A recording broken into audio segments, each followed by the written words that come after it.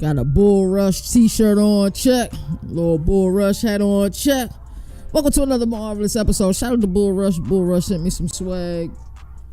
I think it was sometime last week, so shout out to Trent, shout out to Neil, shout out to all them guys.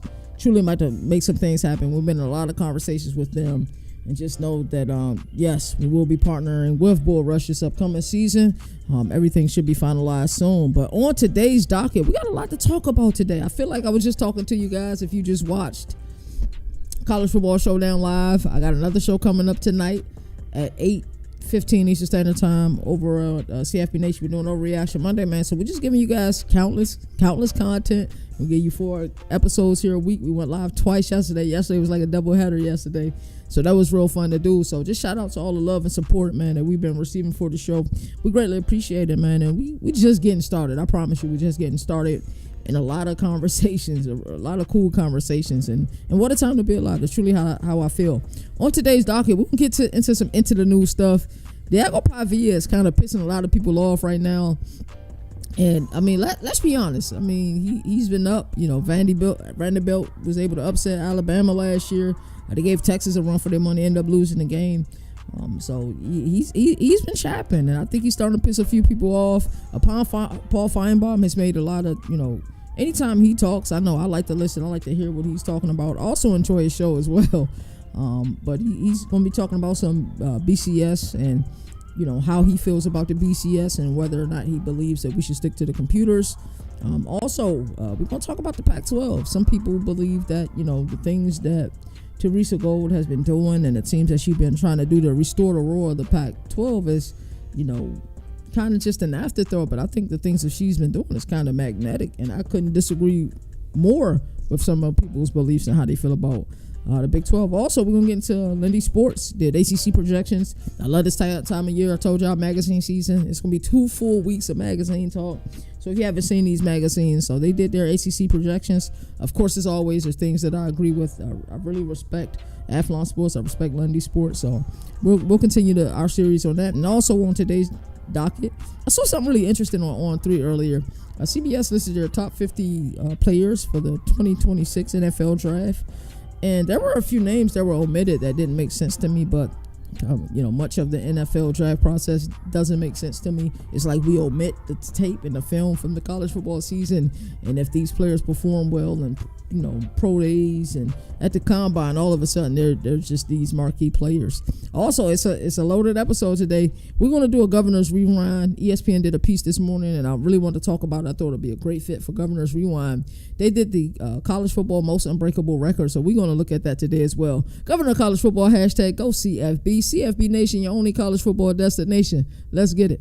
Governor of College Football, we're going to recap ACC. Hey, that's CJ defensive on minds. They have to be better on that side of it.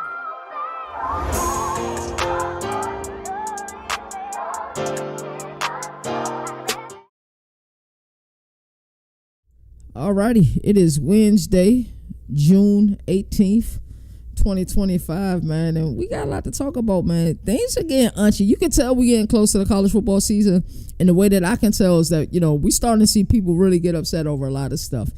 Like, whether they will admit it or not, Big Ten and the SEC kind of got this Cold War going on. They're not going to admit it because they're supposed to be cool. They're supposed to be in cahoots. But it's like the, you know, friends close but enemies closer type of ordeal going on with them. I see a couple of shows talked about that yesterday. That's pretty interesting. But Diego Pavia has been on one hell of a media run. And let's just say he's just truly been on one hell of a media run. And Bret Bielema wasn't having it. And he kind of bit back at Diego Pavia's SEC shade. Illinois head coach Bret Bielema fired off a direct rebuttal after Vanderbilt quarterback Diego Pavia said he'd rather play in the SEC than the Big Ten. During the Bussin' with the Boys appearance, Bielema clapped back and said Pavia is just regurgitating what's being said to him.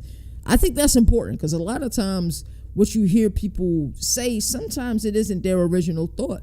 So I think Bret Bielema was able to look past it and say, hold on, somebody is saying this stuff.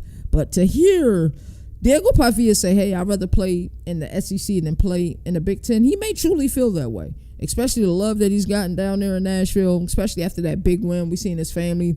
We seen a lot of people truly show Diego Pavia love last year during that season. But to me, my immediate thought is, okay, we've seen what he said about Vanderbilt being the team to beat in Tennessee. We seen his rebuttal, and it was a rebuttal, so he had the right to say something back to Ryan Williams about Ryan Williams' comment about smash these ants with a sledgehammer. He had the right to rebuttal to that. But it's almost like Diego Pavia forgot that he played in the Conference USA at New Mexico State. It's like, I get it. You're in the SEC. You've proven that you can play in the SEC. You've proven that, you're able to produce in the SEC. And you guys had a decent year. I think by Vandy standards, it was a good year. But by the rest of America standards, or by the SEC standards, hell, we're looking at Kalen DeBoer like he went 6-6 last year. Vandy was barely bowl eligible last year. And Diego Pavia is on this one hell of a run. And like I said, I liked him as a quarterback in New Mexico State. Got to see him in the Conference USA Championship. I was there. I got to see it from the field. And I was like, it's something magical about this kid. And when I seen he went to Vandy, I was like, yo, if this kid can be a starting quarterback, he'll be able to produce, because I saw what he was able to do in the Conference USA. But hearing this type of talk is crazy. It's almost like the guy forgot he played in the Conference USA. I don't know, bro. I don't know. I'm interested to hear more from Diego Pavia, but I think he's starting to piss some people off. Paul Finebaum, the BCS talk is just an overreaction. Is the BCS model coming back? Not if you ask Paul Finebaum. He addressed recent calls to return to the BCS format and called it a knee-jerk reaction to SEC and teams like LSU and Ole Miss being left out of last year's expanded playoff in favor of SMU and Indiana. He didn't hold back with his election process either, saying the real issue was ACC sneaking Clemson in and giving SMU a participation trophy. It's a 2-year overreaction. Let's be real. Show me which of these 9-3 SEC teams truly got snubbed. It's a great argument, because if you look at Alabama and Alabama's resume from last year, you could say, okay, the bad loss to Vandy, bad loss to Oklahoma. You could do the same thing with Ole Miss. And I told Jalon this on our last show, on the College Football Showdown, a show that just aired before we went live with Governor of College Football.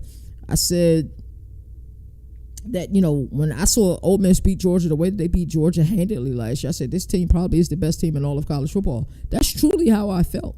That wasn't a reaction, overreaction. That's just truly how I felt. Now, the BCS talk, this is where I stay and where I feel like I live with the BCS talk. There's a reason why people want the BCS. With humans, you have emotions. With computers, it is what it is. The algorithm that you feed it, the things that you deem is most important, are what the computer will produce. A lot of times we look at these BCS busters, and the reason why a lot of us kind of feel a certain way about the BCS was because of teams like Auburn in 2004 or Utah being left out when they were left out because of the BCS busters. But let's keep things where they belong. BCS was trying to pick the best 2 teams out of a pool of 120 some odd teams. It's not like the College Football Playoff Committee, who they got to choose the best 4 teams during the 14 playoff era, or get to choose the best 12 teams. I saw a BCS simulator, and their college football playoff was more intriguing than the one that was picked, especially with the auto bid process that they had last year. What happened in 2023, whether you say Alabama was a better team or not, we had Power 5 team, because this was the Power 5 era. This when the Pac-12 was still a part, of the Power 5. And we had a team in Florida State, went undefeated in the regular season, won that conference championship, and was left out of the 14 college football playoff. Now, I know we watched them get the hands and feet placed upon them against Georgia, but at the same time, they earned the right to beat her, just like Washington earned the right to beat her after running through the Pac-12 the way that they did that season. So I think we look at the BCS and we look at the opportunity to get these things right based on the metrics that we all set. These metrics should be agreed upon. Your strength of schedule, the gauntlet that you go through, should matter more than anything else. Then everything else should come into play. Your records versus common opponents, or how well you fared in your conference. Did you win your conference championship? Those things should be in the algorithm as well. But what should be numero uno is your strength of schedule. I think the BCS could do a better job than a selection committee, especially during a 12-team playoff, or even if we move to a 16-team playoff. There is nobody that can sit here and tell me that a selection committee would do a better job knowing that there's emotion versus a computer with no emotion. That's just truly how I feel. So I don't agree with Paul Finebaum here. Finebaum, the Pac-12 is a collection of misfits. I also, like I said, I enjoy Paul Finebaum's show. I enjoy a lot of the things that he has to say, but this is something else I just don't agree with. When we were in the era of kind of conference expansion and Pac-12 just became an afterthought after, SEC took some of their, after the Big 12 took some of their schools, after the Big 10 took some of their schools, and they went down to just who they have now in Oregon State and Washington State. And a lot of us who truly love the Pac-12, love West Coast football, we love the late games, we really felt the way about the way that, the Pac-12 was treated. But at the same time, we were logical and we could look at this thing and say, hey, if George Kliavkoff wasn't just waiting for Godot for this deal to come through, waiting on the deal, while he's waiting on the deal, other conferences were able to get deals done with their programs. So the fact that Teresa Gold is trying to make the Pac-12 again, whether we deem them, we probably won't deem them as a Power 4 conference. And maybe that's what Paul Finebaum was hitting at here, that we won't deem them as a Power 4 conference. And that's cool even if we, place them upon the group of, 6 schools. But I think there's a pivotal year coming up in just 5 short years in 2030 where I think that the Pac-12 may be able to get Stanford and Cal back. I truly believe that they'll be able to get them back in 5 years. So Pac-12, a collection of misfits. If they can get Texas State, I think that's cool. Because right now, I think what Teresa Gold is thinking about is, okay, let's get some of these best G5 teams available to go with the teams that we already have. Let's play in as many time zones as possible. And let's restore the roar in the Pac-12. Let's be a conference again. That should be celebrated. Teresa Gold is doing an outstanding job, and the work that she's doing should be celebrated. I'm not sure why we're just looking at this the way that we're looking at this. Because nobody felt sorry for the Pac-12 when their teams were taken. The G5 question, can they even survive the house settlement? Finebaum's biggest worry, the group of 5 with the house settlement, incoming NIL, inflation everywhere. Finebaum believes that the financial gap between top college football and everyone else is growing into a canyon. He questioned whether mid-level ACC, Big 10, and Big 12 teams can even keep up, much less G5 programs. If a G5 school sneaks into the college football playoff, they won't stay long because their top players will get poached the next day. That's a very interesting point. I think that's a very good point. Players are going to want to progress, of course. So it will happen. But I think you can have stability in the G5. I truly believe that. The Bill Belichick era, we've been talking a lot about this on this show, and not for the wrong reasons like a lot of other publications are doing that are more concerned about the age of him and the age of his significant other. We've been talking about this for the right reason. Bill Belichick is officially turning UNC Blue into NFL Blue ahead of his September 1st debut versus TCU. The 6-time Super Bowl champ praises Tar Heels off-season buy-in. I think it's important to have buy-in, not just from your players to have buy-in, but also, when your staff buy-in, and then, the coach gets the buy-in as well. Because I think a lot of times we just look at it from the player's perspective, but the coach has to buy into these players too. I think it's a duality. If we think about it, with Gio Lopez under center, Thaddeus Dixon locking down corners, top 10 transfer class, the Tar Heels have more bite than people realize. These guys' dreams beyond UNC. And I think that's realistic, Belichick said. So he's preparing them for future. Can Kansas make the leap? It all rides on Jalon Daniels. We're at that time of the year where we just had the spring meetings for all the conferences. An anonymous coach said this, an anonymous coach said that. We know how this go. It's consistent. This thing it's always some anonymous source. We never know who it is. The Jayhawks finished 5-7 last year. Now, down the stretch, they played really good. They did lose their offensive coordinator, Jeff Grimes. But, we watched them in a game against Colorado. Well, Colorado truly controlled his own destiny to be able to play into the Big 12 Conference Championship game last year. And we saw Kansas physically beat them. Devin Neal was absolutely unstoppable that game. But coaches in the Big 12 aren't sleeping. An anonymous coach said that Kansas might surprise some people in 2025 if Jalon Daniels can stay healthy. That's kind of always been the narrative with Kansas. Can Jalon Daniels stay healthy? That continues to be the narrative.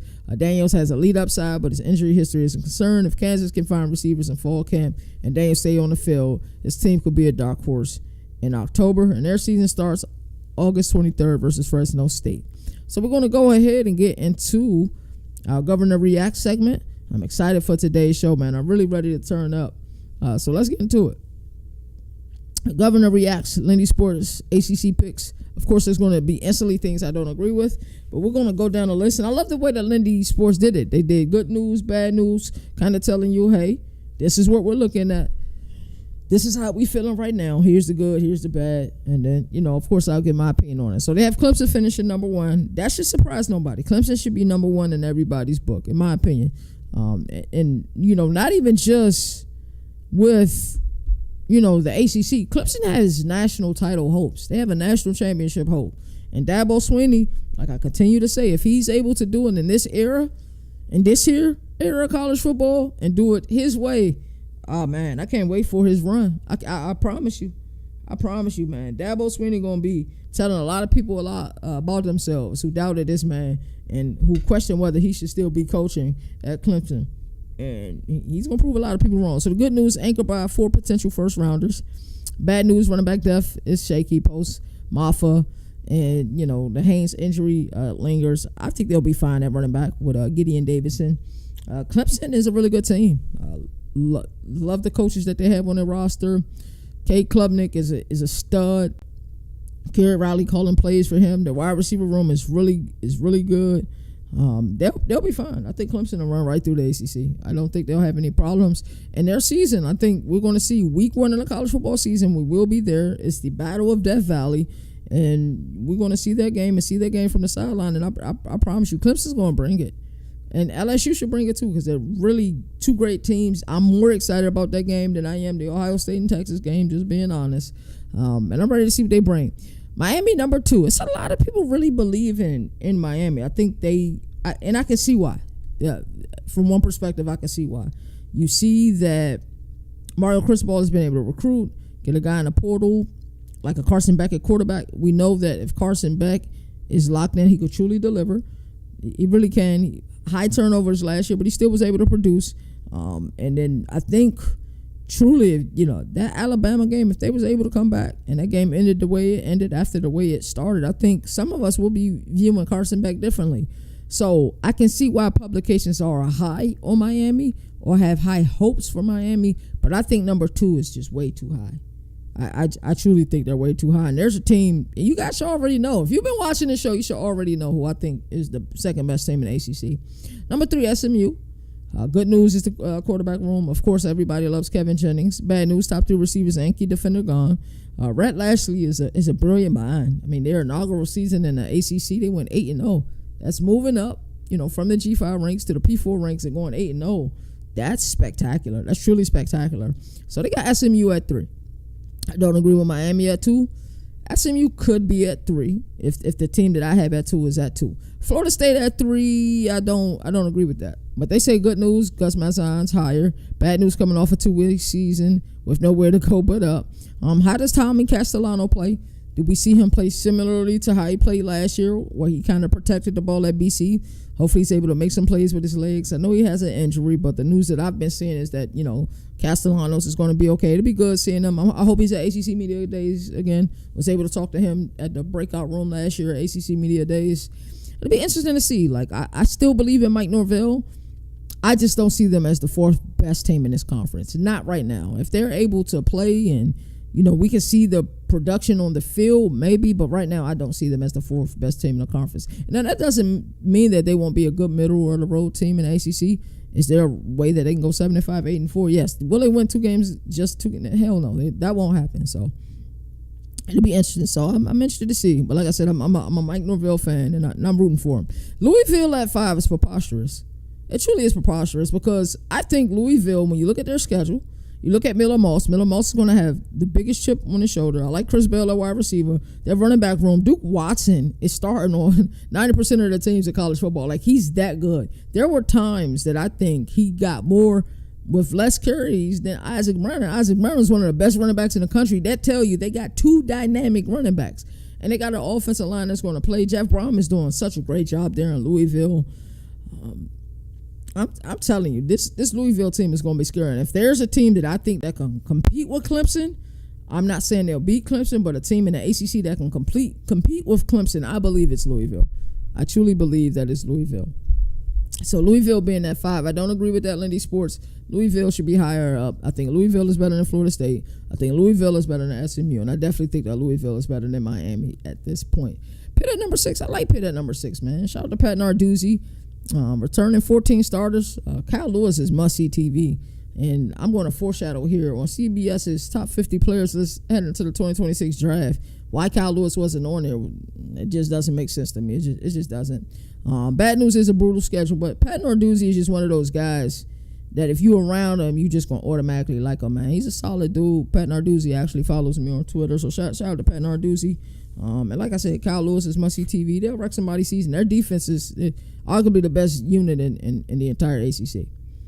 Georgia Tech at 7. Georgia Tech is the dark horse of the ACC. This is what I believe. That's why I'm showing them here.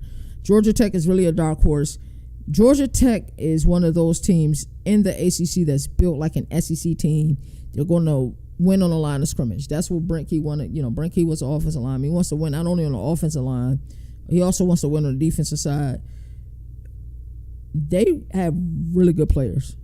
Georgia Tech has a lot of really good players, and if they can figure it out, they can be dangerous. They can be on the cusp of a 9-3 season and maybe just outside looking in of the ACC championship, or maybe in the ACC championship. Georgia Tech is that good. They're really good. The schedule is not as tough as it was last year, so that's good news.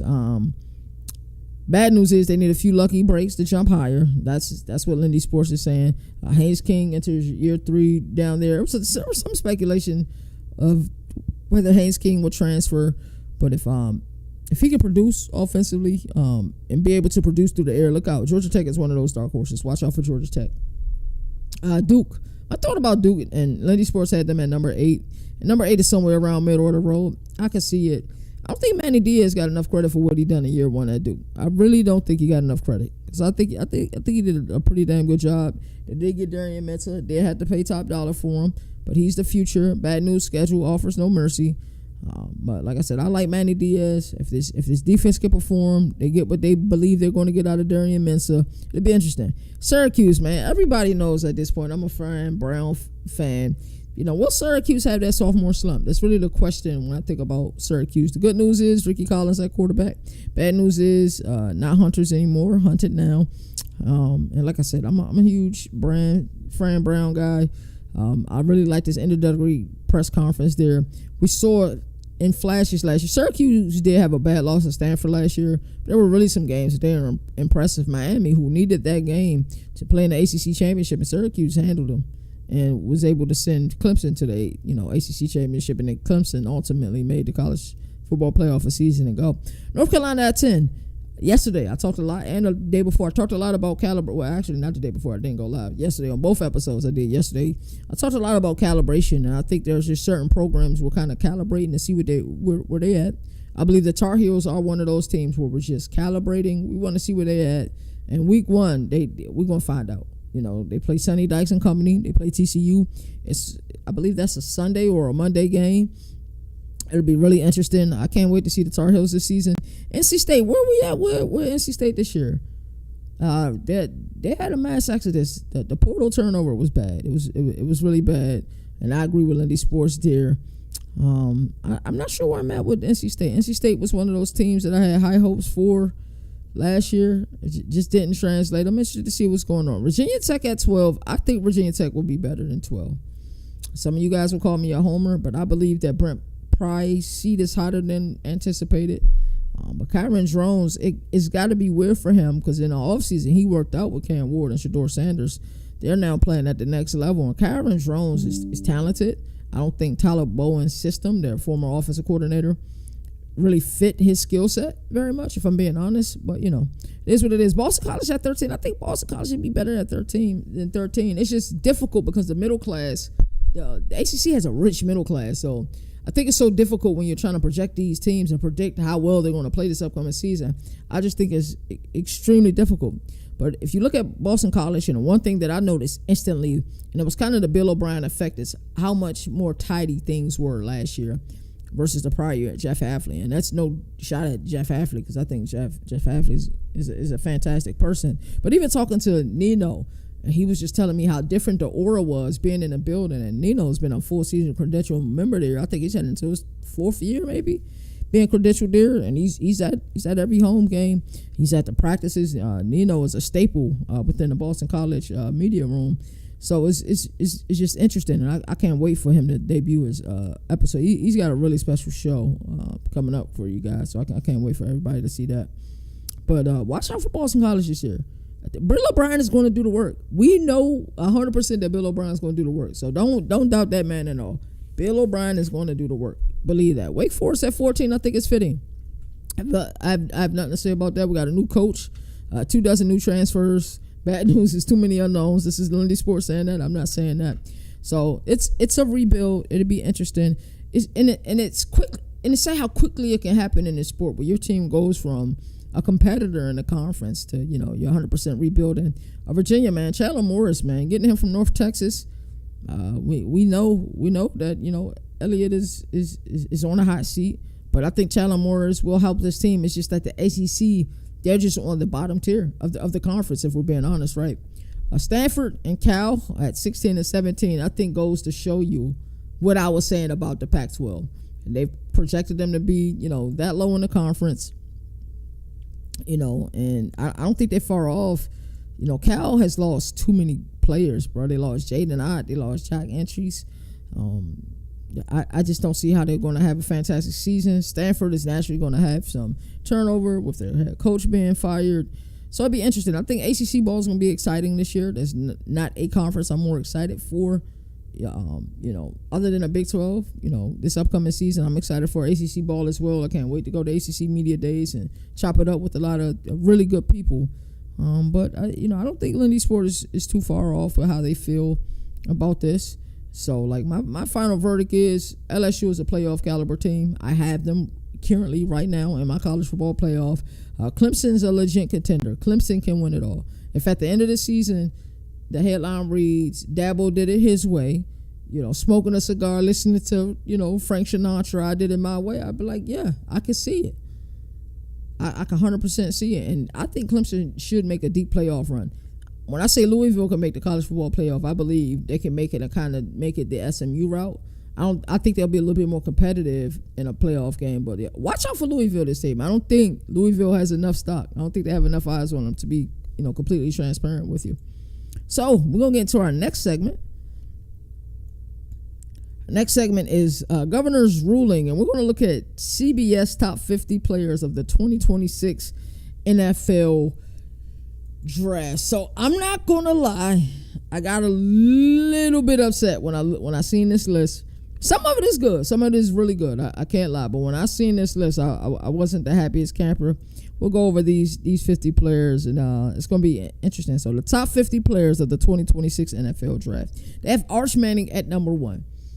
Nino has said this. Other people that I respect in this industry has said this, and it's something that I believe.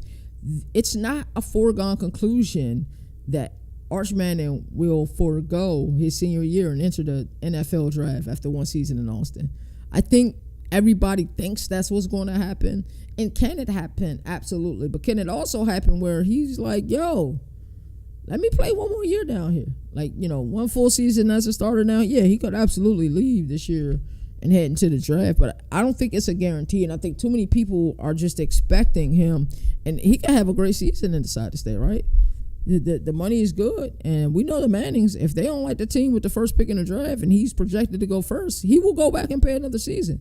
We know that about the Mannings. We 100% know that. So Arch Manning, Texas, immense amount of talent. Steve Sarkisian is one hell of a play caller.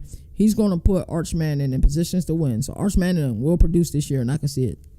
Caleb Downs, said it before, I say it again. I think Caleb Downs is the best player in all of college football. I truly believe that. I mean, there's no doubt in my mind that he isn't the best player in all of college football. So seeing him high on this list, I like. Caden Proctor being high on this list, no surprises there. I like Caden Proctor a lot. Spencer Final is on everybody's, when you look at preseason All-American list, and if you're monitoring the way that I monitor them, yeah, Spencer Final's name is everywhere. It's just somebody's name that you see everywhere. Ruben Bain, Miami, edge. He's number 5 on this list. Miami does have a good roster. I've never said that they didn't have a good roster. My questions that come into play is when we start looking at, can Mario Cristobal figure it out? Coming in number 6 on this list, Francis Managua from Miami. Offensive tackle, he should be on this list. He has a right to be on this list. Coming in at number 7, this surprised me because everybody know I'm a Garrett Nussmeier guy. He's on the list. Happy to see that. I'm a Garrett Nussmeier guy. Coming in at number 8, edge, TJ Parker, Clemson. Yes, absolutely yes. Anthony Hill, Texas. Real deal, sideline to sideline. An elite level linebacker. If you haven't seen him play, you've been hiding under a rock. I'm telling you, this kid is elite, and he's talented, and he's going to anchor that Texas defense. Peter Woods deserves to be right up there with his pal, TJ Parker for Clemson. Fernando Mendoza, Indiana. I'm thinking that they like what they saw out of him last season. He transferred to Indiana this season. I believe that they feel like this is a fit. He got a bona fide number 1 receiver in Elijah Surratt. The Mike Shanahan system worked a lot last year, but it's not all credit to Mike Shanahan. Because Tino Sinceri, the guy that I've been, talking up a lot this offseason, who's now at UCLA, was the passing game coordinator. And that's a position that I think that is growing, not only at the collegiate level, we're seeing this growing at the NFL level as well. So, did you notice something? This is a third quarterback mentioned, and none of them name is Cade Klubnik. We'll continue down this list. Jamal McCoy, somebody I've been talking about a lot. I know Tennessee fans probably aren't super happy with me right now, but I think McCoy is real deal. And it wouldn't surprise me if he had 6+ interceptions this upcoming season. It really wasn't. The edge, LT Overton. Alabama's always putting the edge in the NFL. No surprises there. Harold Perkins Jr.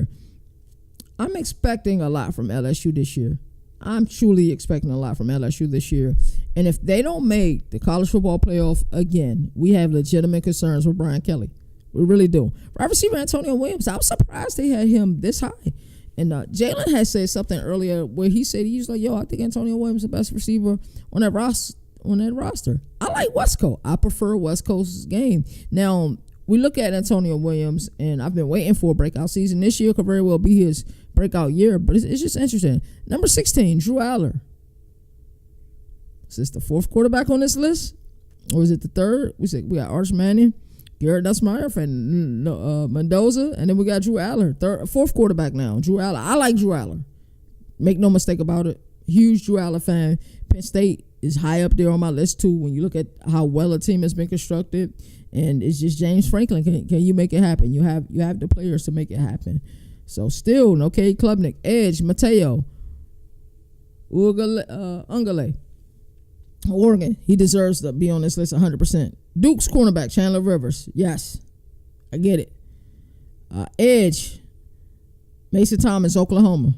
Boom. Jordan Tyson deserves to be on this list 100%. First running back on the list at 21. Jeremiah Love, real deal, deserves to be on this list. Tackle, Xavier Chaplin, Auburn, deserves to be on this list. Edge, Tyreek Sapp, Florida, deserves to be on this list. Linebacker, C.J. Allen, Georgia, deserves to be on this list. Tackle, Isaiah World, Oregon, deserves to be on this list. Cornerback Dalen Everett. I talk about Dalen Everett. I thought he was left off of, I don't know whose preseason list it was, but seeing that Dalen Everett was left off of it, I was surprised. He wasn't left off of it. He just wasn't preseason, I think, first team. Maybe he was like 2nd or 3rd team, but he should have been on it. Jalen Kilgore, South Carolina. South Carolina continues to put players in the NFL. Cornerback A.J. Harris, Penn State. A.J. Harris, Penn State. Jim Knowles, defensive coordinator. I think we're starting to put everything together here. At number 30, Caleb Tiernan, Northwestern. Northwestern continues to produce tackles, right, at a high level. Perkins from Ole Miss deserves to be on this list. I keep saying Florida got one of the best offensive lines in all of college football. I think they got the best one. We see their first person named on this one, Austin Barber from Florida. Like him a lot. Malik Muhammad, cornerback, Texas. We about to go on a Texas run. Running back, C.J. Baxter. I think a lot of people forgot about C.J. Baxter. I'm sorry. I think a lot of people forgot about him. I think he's going to produce this year. Even with Wisner. They can both rush for 1,000 yards, to be honest with you. Deontay Lawson, Bama, at 35. At 36, Anderson, LSU. 37, Caleb Lomo, Utah. 38, Whit Weeks. We talked about this LSU defense a lot. We talked about their offense a lot. Real deal. Wide receiver Carnell Tate. Carnell Tate is finally getting some of the respect he deserves. And I'm happy to see that. He truly does deserve respect. He truly does deserve to be on this list. Cornerback Mansour Delane, LSU, is on this list. Josh Thompson on this list from LSU. And we're starting to see it stacking up. LSU has a lot of players on this list. 42, running back Nick Singleton, Penn State. Nick Singleton is real deal. I like him and Katron Allen. Wide receiver Denzel Boston, Washington. No problem with it. Tight end Kenyon Sadiq, Oregon. I believe Jack Entries deserves to be on this list. I don't think he's on this list, but he deserves to be on this league. At safety, Malik Spencer, Michigan State. Tight end Max Clear, Ohio State. At 46, at 47, Torian York, Texas A&M. 48, Christian Miller, Georgia. 49, Parker Brailsford, Alabama, and he's an interior offensive lineman. But I think the best interior offensive lineman in all of college football is the guy that they actually have below him, and who they have at 50 is Jake Slaughter. Overall, not a bad list. It's not a bad list. But I got a couple questions, a couple burning questions, and a couple things really pissed me off about this list. Now, I get that some people believe that Cade Klubnik doesn't have the strongest arm. I get it, and maybe it's the collegiate level fan in me, but like I said, the NFL is real weird about how they go about players, how they rank players. So it wasn't 100% surprising, but like Cade Klubnik is not a top 50 player. Headed into next year's draft, I think Clemson's going to play phenomenal, and like he played really well last year. And I think we're going to see him play even better. Like Cade Klubnik can 1,000% win a Heisman this upcoming season. He really can. I think the concerns about his arm strength, hopefully he can alleviate some of those concerns this upcoming season. It's just interesting not seeing him on this list. Another omission. Kyle Lewis from Pitt. Where the hell is he at? Why the hell is he isn't on this list? He's a junior this year. Why isn't Kyle Lewis from Pitt, who had 11 sacks last year, over 100 tackles last year, why isn't he on this list? And probably the best defense in the ACC in Pitt. Why isn't he on this list? Like, make it make sense.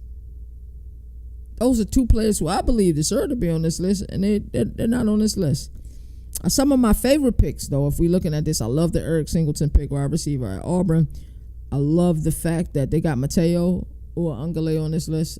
I think that's, fantastic. Shout out to the Uiagalelei family. Shout out to Big Dave. I know him and Nino are very close. Antonio Williams being on this list, like I said, I like this. I guess it's kind of your preference type of thing, because I like Wesco as well. I think Wesco is really good. We got Harold Perkins on this list. Like, what do you equate? I've been hearing the Harold Perkins talking Baton Rouge. Which is going in year 3 or year 4. We've been getting a lot of hype out of him. I'm interested to see it on the field. Fernando Mendoza. Do you guys think he's a better quarterback than Cade Klubnik? And let's not think about it at the collegiate level. Just think about it, from the NFL perspective.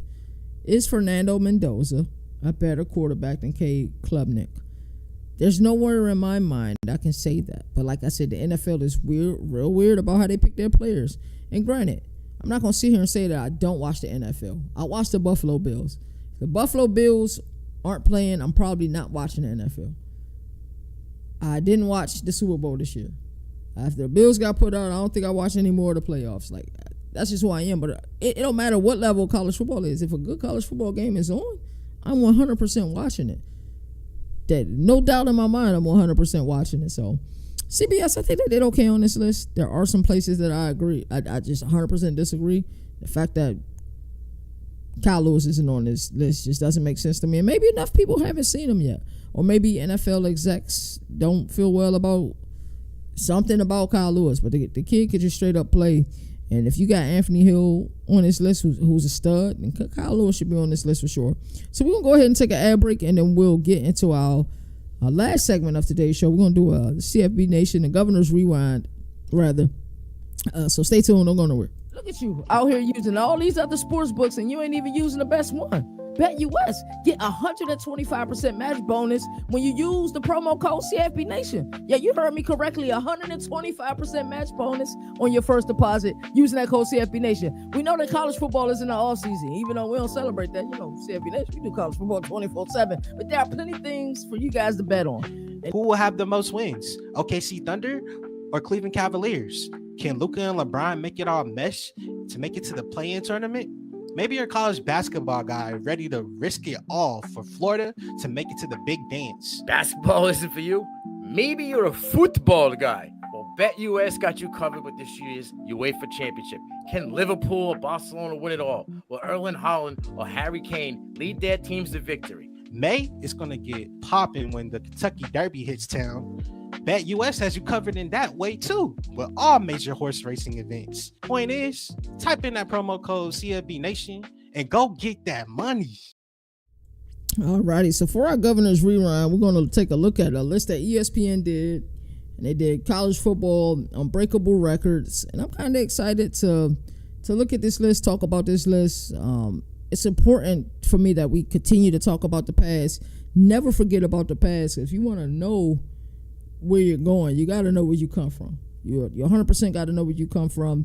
You know, the reason that I love this sports so much, and a lot of this is some of these teams and records we'll talk about today, but ESPN did a list, and they did some honorable mentions of some unbreakable records in college football. So we will go in reverse. We'll go 10 and 1, but we'll also go with some of the honorable mentions as well. So honorable mention, Wake Forest, Nick Skiba, 34 consecutive field goals made, almost made this unbreakable college football records list. Daniel Pumphrey, I remember him.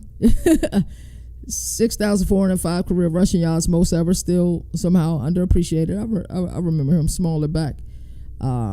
Vanderbilt.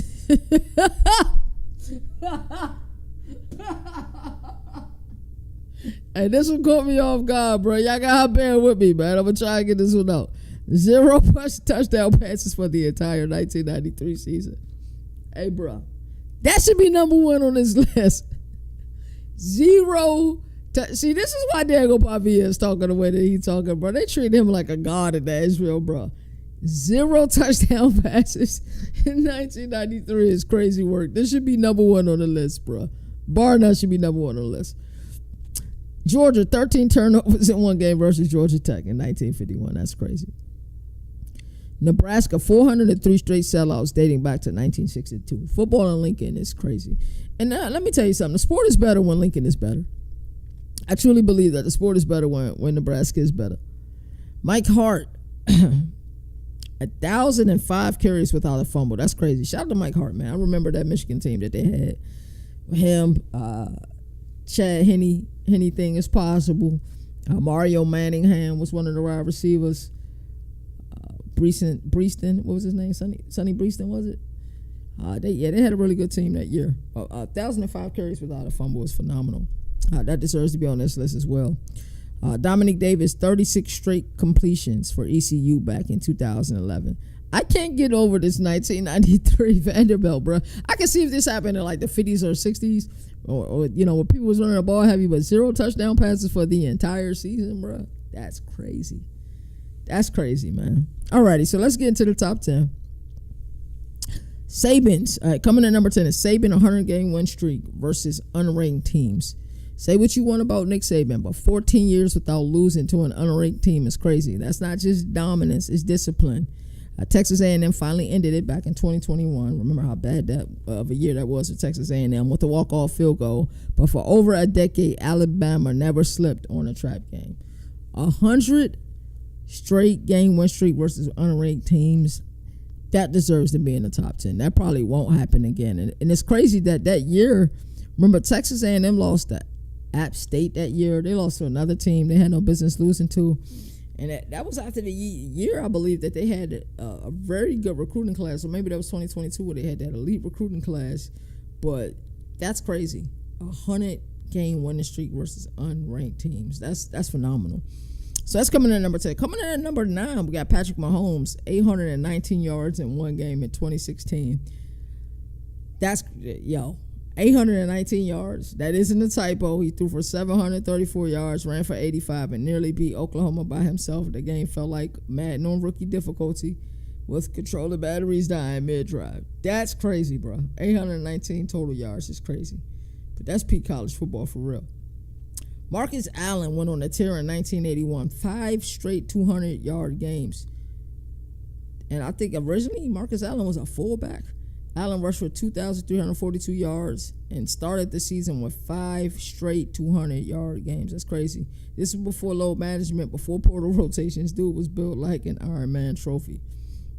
That's another really good one. 5 straight 200-yard games is crazy work. Antonio Perkins, hat trick 2003. This is coming in at number 7. 3-punt return touchdowns in one game for 84, 74, and 65 yards. Also racked up for 277 punt returns. That's an NCAA record yardage that game. And why did UCLA keep kicking to him? No one knows, and no one would ever know. Your entire staff deserves to be fired. Like, I'm talking about your special team coach. Should have been fired after that game. Your head coach should have been fired after that game. Your kicker, he needs to be dismissed from the program after that game. That's crazy. Derek Thomas' record, I like that this one is on the list. This happened back in 1988. 27 sacks. Of course, they used the verbiage unofficial, but he had 27 sacks for Alabama Crimson Tide. Alabama's one-man demolition crew in 1988.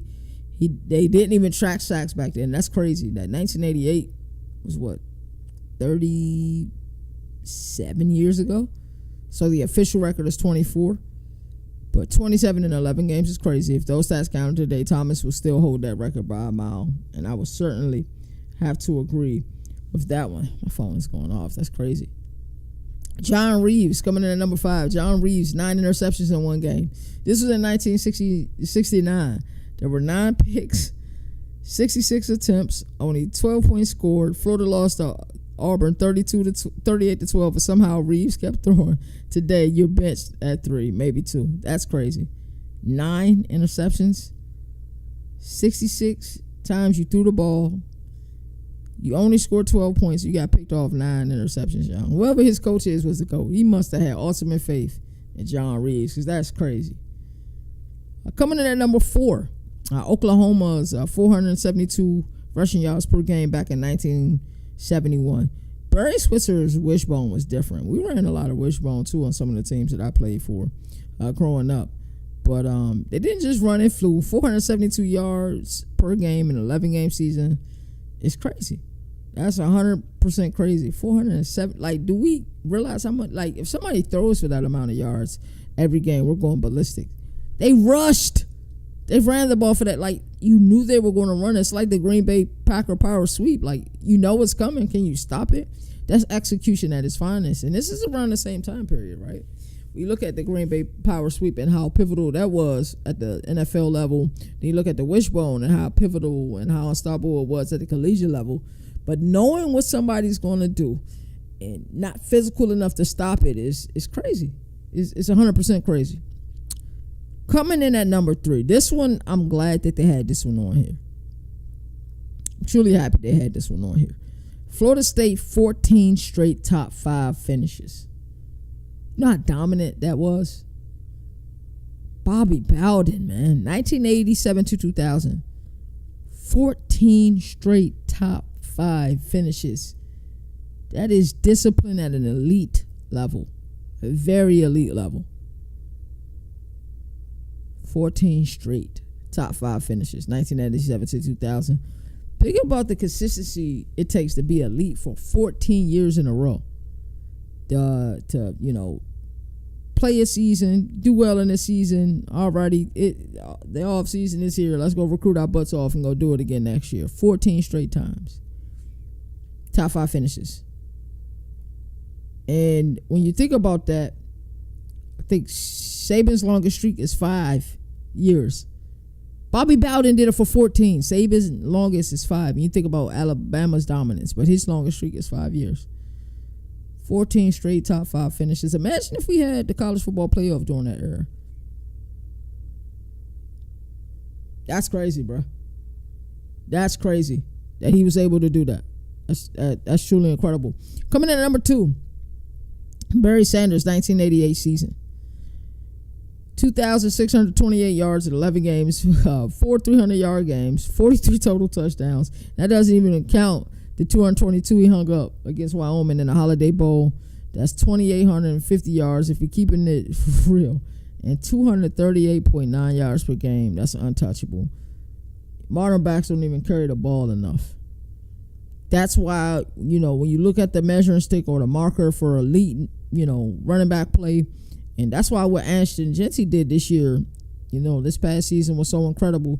because we hadn't seen somebody on this pace like this in a very long time. So Barry Sanders, 1988 season, man, that's the year of the running back. That's the you look at that season that he had. You look at how running backs are valued these days. It's just crazy. And then coming in at number 1, we had Oklahoma 47-game winning streak from 1953 to 1957. Bud Wilkinson Sooners were so dominant the scoreboard practically felt sorry for their opponents. 47 straight victories. It's crazy. 47 straight victories is crazy. So I love this a lot about ESPN, by ESPN. The one that's truly throwing me for a loop is the 0 touchdown passes by Vandy in the 1993 season, dog. Like, I can't get over that. I can't get over that at all. But yeah, so this was Governor's Rewind. I had a lot of fun with this segment. I love going back and looking at the past of college football. How can we truly evaluate the future of college football? So that's today's episode. It's been a fun episode. Not the last time going live today. Don't forget that I'm going live tonight on CFB Nation. We're doing Overreaction Monday on a Wednesday. This might be the second straight week in a row we did it on a Wednesday. When we're talking about, I think, our Bronco Nagurski watch list on there. So that's going to be really fun. We've been doing a lot of incredible things. We got a lot of things in the works. My phone continues to ring nonstop. I don't know why. I tell people, do not call me during 4 o'clock. Because at 4 o'clock, I got way too many important things going on. Like this show, Monday through Thursday, 4 p.m. Eastern Standard Time. We live for an hour. But yeah, it was a fun show today. I truly enjoyed college football. Got a lot of interesting things coming up. Big 12 Media Days. We fly out July 7th for that. And after that, we come home for a couple of weeks. And me and Mo was talking about it yesterday. The Sun Belt is truly pulling on our heartstrings. They reached out to Moon yesterday. It's like, hey, you guys should come to Sunbelt's Media Days. Sunbelt Media Days is during ACC Media Days, and no conference shows us more love than the ACC. So it's they say, hey, we got Radio Row. It's free. We don't charge. You got all access to the coaches and players. So they make it sound nice. I actually just got an email about Big 12's Radio Row, so we're gonna go ahead and get that. That way we can bring you this show live every day. Probably still at 4 p.m. because I would imagine that each day it should be over by 4 p.m. live at Radio Row. That way we can bring you interviews and everything that we need to bring you here. And then we got more news on this Toledo docuseries. We got a name for it. For any sponsors who are watching this program or any other CFB Nation program, we're offering sponsorship packages for it. We're not gonna release the name just yet. We do gotta talk to D now, the executive producer of it all, and figure out what we want the poster to look like and all of that. But it's gonna be a really cool show. Looking at that time period, I don't think we're gonna have truly anything going on with college football other than fall camp news. But the fact we'll have a docuseries during that time period is gonna be pretty cool. So I'm super excited for that, man. And so I always like to say there are no more victories in the sport that survive and advance. That's why college football has the greatest regular season. And until next time for this show, I'll see you guys tomorrow 4 p.m. Eastern Standard Time, man. Y'all take care. Governor of college football, we're going to recap ACC. Hey, that's Two CJ great on defensive that minds. track. They have to be better on that side of the ball.